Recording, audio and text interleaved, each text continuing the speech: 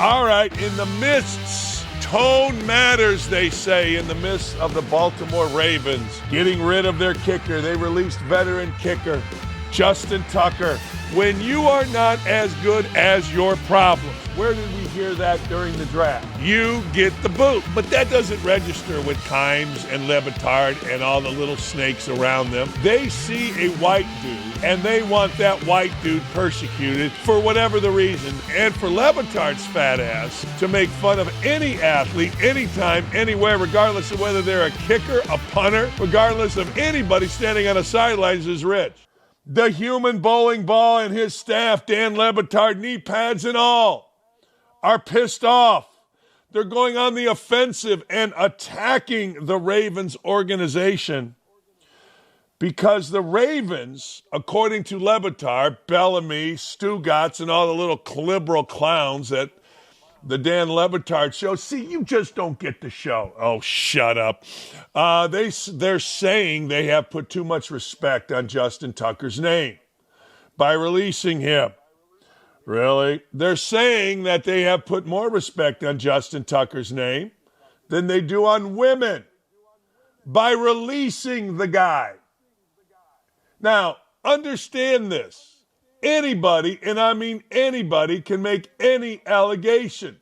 And I get it, the cool kids, the liberal kids, the LGBT, ABCD kids will always side with the victim. See, I have a 25-year domestic violence prosecutor as a sister. And my sister very clearly said, I don't believe the victim. I don't believe the plaintiff. I believe the evidence. The evidence will take you where you need to be. I get it. You know, the cool kids are, the victim, always believe the woman. Well, we've seen so many times not to believe the woman. Always believe the guy. Always believe the plaintiff. No. Men lie. Women lie. Everybody lies. So I believe the evidence because that's what my sister, a 25-year prosecutor of domestic violence, taught me to do. But that's not what we're supposed to do here. They actually liken, and maybe it's accurate, I don't know, but I don't see the same kind of video as the Ray Rice elevator video where he brutally, and I mean brutally, beat his girlfriend. Here's what they had to say. From the franchise that gave you the Ray Rice elevator video, we get this flailing bullshit making it sound like Justin Tucker was the victim. Really? We're releasing Justin Tucker would have sufficed. Football players don't respect kickers, but the Ravens respect this one. Well, they should. He's been a great employee for them. Who was bad last year more than they do women. No, they don't. They're not the judge and jury. The Ravens aren't the judge and jury in this. The Ravens are the judge and jury as it comes to their organization, their football team. And they have decided they're going to release their kicker. Now, you can look at that and say, well, they wouldn't have released him had he not had a bad year. I don't know that that's true. You can say they only released him because of assaulting women, and they know something more than what we do. I don't know that either. What I do know is this. When you are not as good as your problems, where did we hear that during the draft? You get the boot. Justin Tucker wasn't very good. And then these problems, none of which, by the way, has he been convicted of, surfaced. It's the way the world works. It is absolutely the way the world works. You're not as good, you're gone. And tone? That's what Mina Kimes and these others are worried about, tone. What are they supposed to do? What are the Baltimore Ravens supposed to do? You say they're supposed to just say we're releasing Justin Tucker. No. Ravens are making it clear this is a football decision. They don't want to get caught up in the bullshit of Justin Tucker. Why would they? We made a football decision. We're getting rid of Justin Tucker.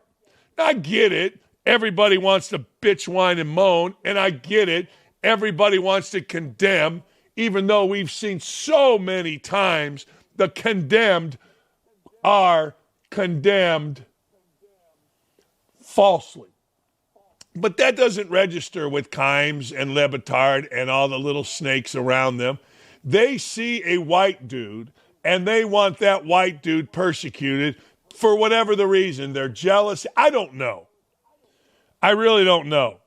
Here's Le Batard further complaining about the statement of the Ravens. Just let me get through the part of this that outraged me yesterday, legitimately pissed me off as somebody who can be pretty numb to how cold sports can be. The Ravens falling all over themselves to release Justin Tucker with a hand to their head and faint on "This hurts so much," to tell you all that it hurts because it feels like Justin Tucker's the victim of, oh, God, he was gross on alleged predatory stuff that seems reliable enough to be true, no matter how shameless people are today about denying scandals. A lot of people coming forth, ew, creepy, disgusting behavior that the Ravens can't bring themselves to castigate in public. This is a person whose punctuation on his career with very credible information, no matter what it is that we have to say about alleged here, was predatory in nature over women who were helpless in a way that's very similar to Deshaun Watson. Deshaun Watson wouldn't deserve a statement of release like that right now, and Justin Tucker doesn't deserve a statement of release. I'm hesitant to even use the word release given what he's accused of. But what the Ravens did there was not leadership. It was not hard. They're defending somebody as if he's a victim when he made others the victim, and they're doing it with a bad kicker. They're not even doing it with the courtesy of a player who plays actual football respected by other football players because it's collisions. They're doing it to protect the precious kicker that no one respects just because he's worth 3 points at a time and just because that means more to the Ravens than real victim. Well, we'll get into Le Batard's hypocrisy on this in a minute, but when you bring up Deshaun Watson, really? Deshaun Watson signed a $200+ million contract. I mean, damn. All the Ravens did was simply release a guy. Now, we know the deal with Le Batard. I know who you cater to, Le Batard. We all know who you cater to instead of just catering to the truth. I'll get into his hypocrisy and his bullshit here in a minute. But the truth of the matter is, if you're going to bring Deshaun Watson in, don't forget to bring in the fact that who cares how you're released? It's who signs you for $200+ million after numerous, not on one hand, not on two hand and toes. No. You need 2 hands, toes, the great American penis, and all the heads on your hair to count the number of women that were in the same sentence as what Le Batard said, victims, predatory victims. You know, I don't see him going off on that all the time. No, we get it. Guilty, white dude, kicker, guilty. And for Le Batard's fat ass to make fun of any athlete, anytime, anywhere, regardless of whether they're a kicker, a punter, regardless of anybody standing on the sidelines is rich. His fat ass can't get off a couch to do anything other than to go eat something or bitch about something. No, we'll get into Le Batard's hypocrisy here in a minute. But boy, oh boy, once you bring up Deshaun Watson, why don't you add the fact that, yes, I'm mad.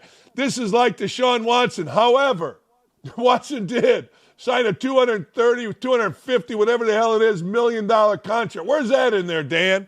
One team just released him. Talking about Tucker, just got released.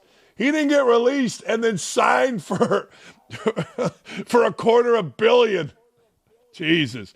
The statement that's got these clowns all in arms. Sometimes football decisions are incredibly difficult, and this is one of those instances. Considering our current roster, we made a tough decision to release Justin Tucker.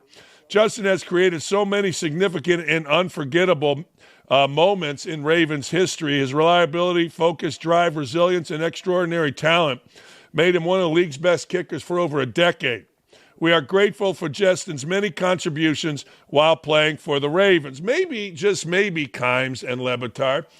I'm not saying this is true, but this reads like they know a little more about the situation than others do. This reads like, we don't want to be involved in any of this bullshit. We don't want to be called in front of anybody. We don't want to have lawyers call them. We're making a football decision, and that's smart by an organization. Why would you get involved in any bullshit? Nobody can question whether or not the Ravens are releasing him for a football move after this. Isn't that the smart way to go? I mean, I get it. We can all get on our soapboxes, bitch, whine, and moan, but organizations and people within those organizations have lawyers that tell them how to handle these things. And if it offends little Mina Kimes or Fat Dan Lebatard, good. I'll tell you why it's good. Because these folks are complete phonies. Remember, it was Lebatard personally hired a man by the name of Howard Bryant to work for Meadowlark Media, his media set, which is along with John Skipper. Before the hire, Bryant was arrested for assaulting his wife in public in front of his 6-year-old son. He was also charged with assaulting a police officer who arrived to protect his wife. According to reports, witnesses saw Bryant choking his wife. It wasn't really a matter of if he did it, it's that he did it. And, the charges got dropped, which they often do in domestic violence cases because the victims don't want to charge things.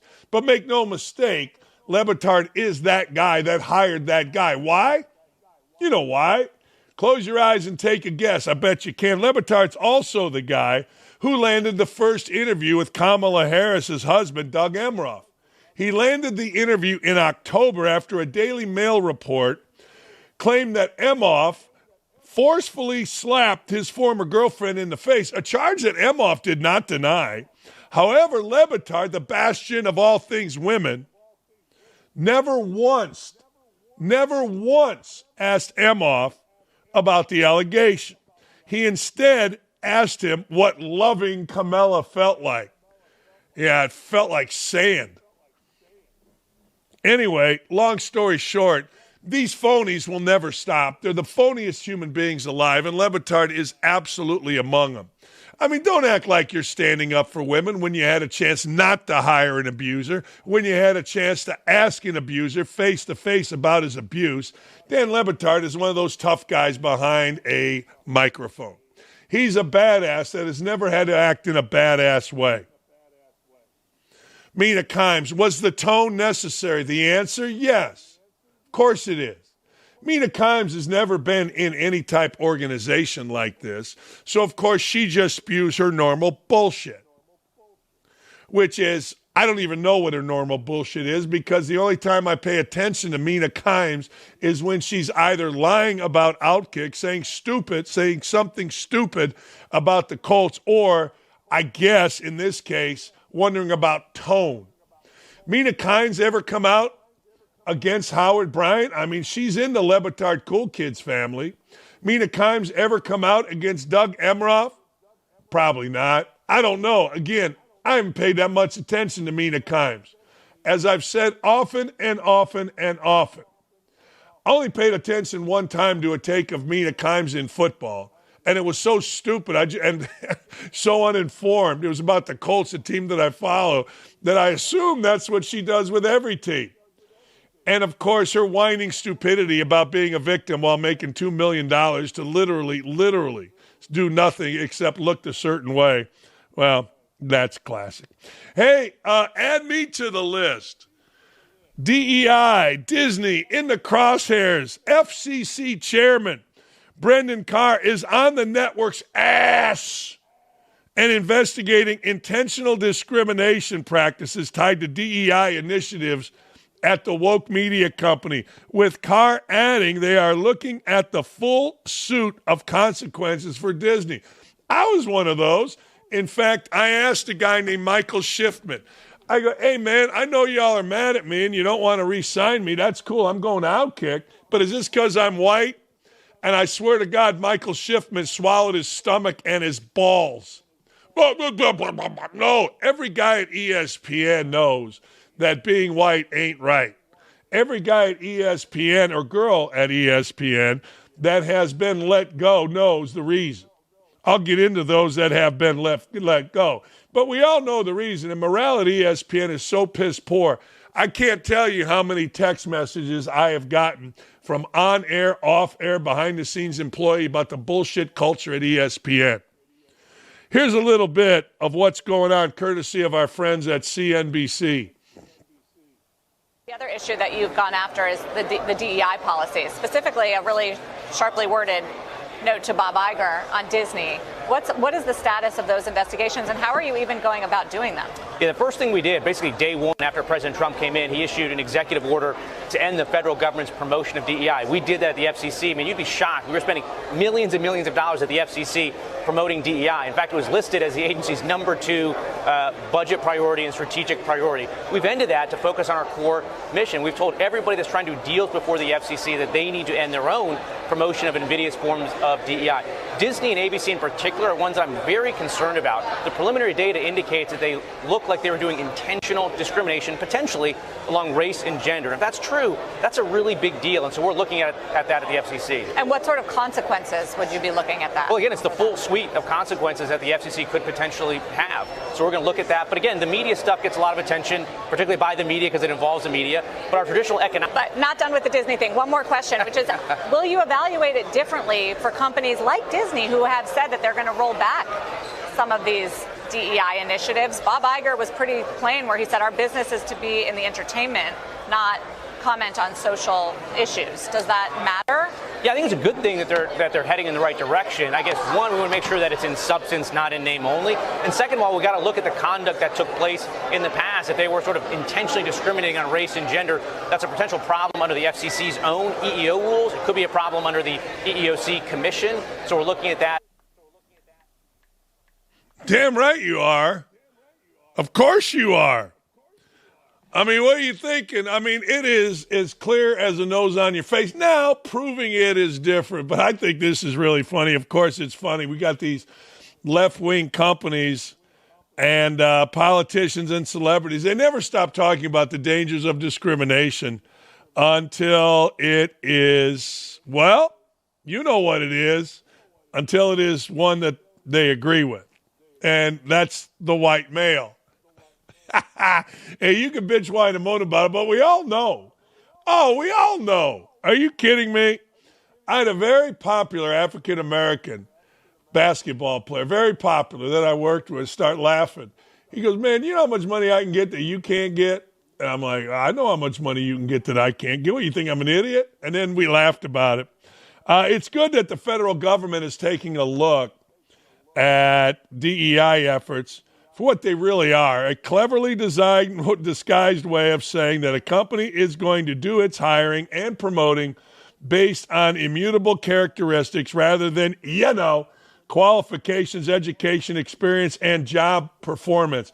It's really funny you put in job performance in here because I just got a text on Sunday. I was texting back and forth with a very prominent football guy at ESPN, and he's like, hey, this is the least performance-based company in America. And everybody knows it. Everybody knows it. And it's funny that it's coming out now. You know, it's like any other thing that comes out. Yeah, we knew. Yeah, it's a dirty little secret. Here's some notable names that came out that have been let go. Samantha Ponder. You know, Samantha Ponder should be the prototype. Great host, fantastic, smart, brilliant, pretty, all that kind of stuff. But she was conservative, and she expressed those conservative views. Sage Steele. Sage Steele should be the prototype as well. African-American, half black, half white, woman. Smart, beautiful. But she's a conservative, so she got the boot. Ashley Brewer.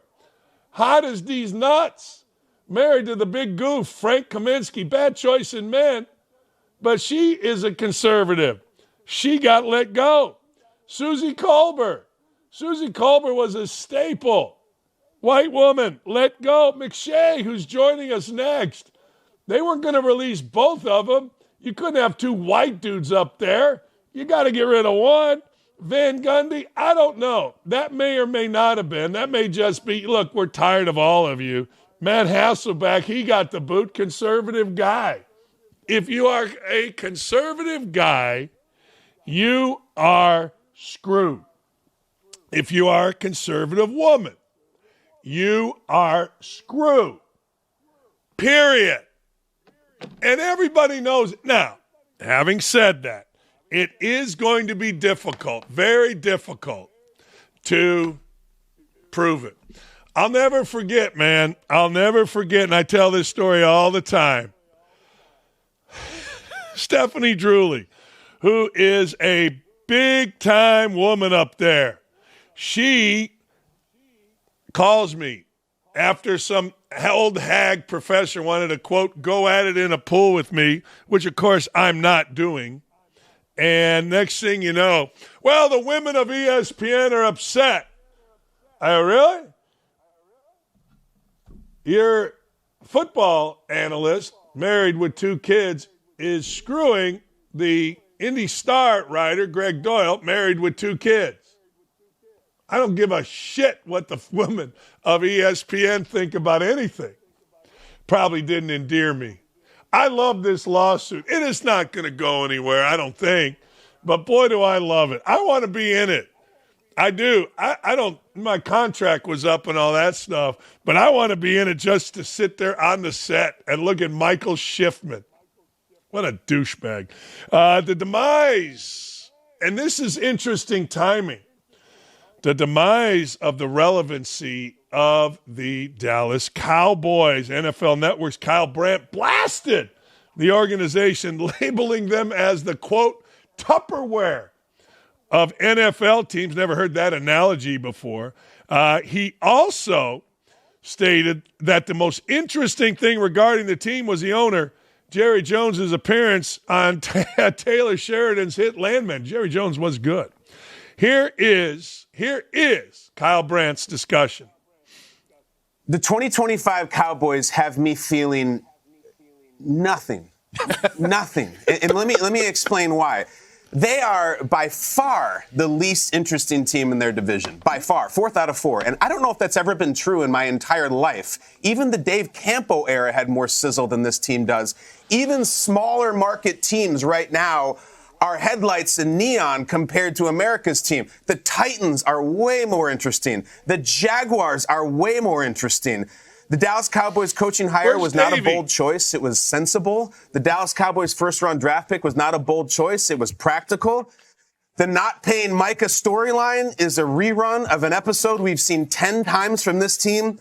The quarterback is the quarterback. He'll be very good, not great, say the right things, and get paid, and we'll do it again next year. The most interesting thing that has happened in the last calendar year for the Dallas Cowboys, and I don't even think it's close, is the owner's breathtaking cameo in a television show called Landman, which was beautiful, amazing, and really sad that was the most dynamic thing we've seen. They are currently like the Tupperware of teams. It's just something you have, you don't think about it, you don't care about it, you put the spaghetti in, you put it in the fridge, you have no attachment to it at all. It just serves a practical need of being one of the teams in the NFC East. I think the Cowboys fans themselves are passing the time grumbling about number 2 receivers, cursing Jaden Daniels, hoping Jackson Dart isn't as good as he is, and praying that the Eagles are gentle this year because they weren't last year. Don't misconstrue what I'm saying. I'm not feeling anything negative about the Cowboys. I just feel numb. I feel nothing. And I dare you to find me you feel anything at all. Man, he feels nothing. The opposite of love is not hate. The opposite of love is apathy. And wait a second, hold on, caller. Now for a 3rd and a 5th round pick, I think they just picked up George Pickens, wide receiver, pain in the ass wide receiver, traditional diva wide receiver from the Pittsburgh Steelers, who got tired of George Pickens. Does that change it? I don't know. But I know this, it makes them a better team on the field. I think. I mean, George Pickens is a pain in the ass. George Pickens is a little biatch. I mean, does it make them really better? I don't know. But I'll tell you this. I'll tell you what it does. It makes them more interesting. I'm going to ask Todd Mache that when we come back or when we get to 10 o'clock, because it does make them more interesting. And I'm with Kyle Brandt. I'm like, what's the hullabaloo about the Cowboys? Look, I get the Cowboys back in my day. They were different. They were unique. The cheerleaders, the open middle of the roof, Roger Staubach, the comeback kid, all that stuff. But damn, lately, they're like anybody else. Oh, hell yeah. I'm saying it right now. Hell yeah. Unlike the weird, woke, pedophile-loving members of Hollywood, global phenomenon and A-list actor Timothee Chalamet highlighted just how much of a ball knower / ball connoisseur he truly is. The 29-year-old actor skipped hanging out with the douchebags at the Met Gala. I'd go like this to the Met Gala. He stayed instead to watch the New York Knicks' epic comeback win in Boston over the Celtics. Our guy, Timothee, or whatever the hell you say his name, Chalamet, stands on business. You know we like to stand on business around here. Not only is he an all-time talented actor with hit movies like the Dune franchise and most recently the incredible Bob Dylan biopic, which he also directs, A Complete Unknown, but he also continues to show that he's just a regular guy in Hollywood, in a world full of fakes and phonies. That's right.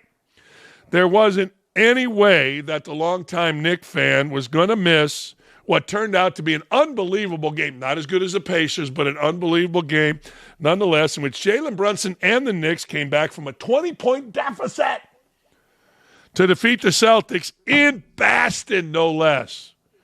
It was 108-105 overtime throughout the back and forth of the third and fourth quarter. Chalamet continued to post Instagram stories freaking out, all while his girlfriend, Kylie Jenner, was showing her tits and her ass at the gala, because that's what Jenners do. Come on. We know that. Here's Chalamet and the boys watching the game. There you go. Hell yeah. Why would I want to go to the Met Gala? What are we doing at the Met Gala? What does that mean? What's a gala? Dick Vitale's gala is pretty cool, but seriously, shitting myself, this game is insane. Don't shit yourself. I've done it numerous times as I've gotten older. I got to do ass Kegels.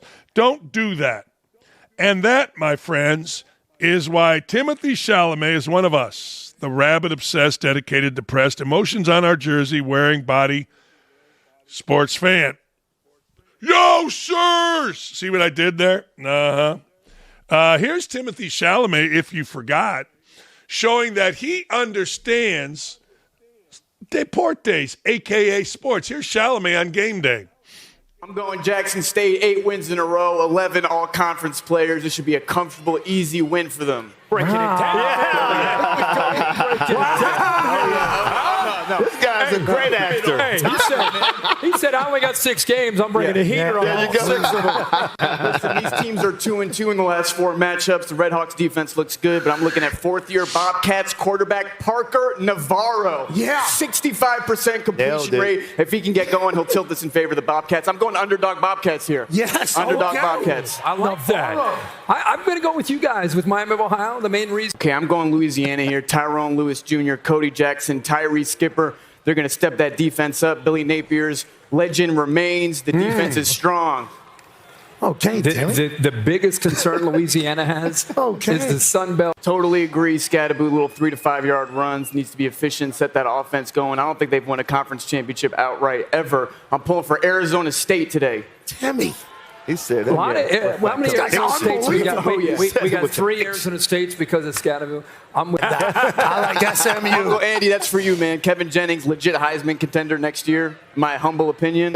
I'm pulling for SMU. It smells like the 1980s, folks. I love it. You weren't around in the 80s, but that's great research. I want to go 6-0. I'm going Oregon. Smart man. Number 1 team in the country for a reason. Strong defense. Not as sharp as 2023 at times, but great showing this year. Orange machine. Let's go. You know, it's hard to beat the same team twice. Adjustments are made. It's like a game of chess. Coach Saban knows this better than anyone on this dais. Listen, I'm going with my movie dad McConaughey here. I'm sorry to everybody here. Oh! It's the longest victory Wow. There you go. I was just reading about other stuff.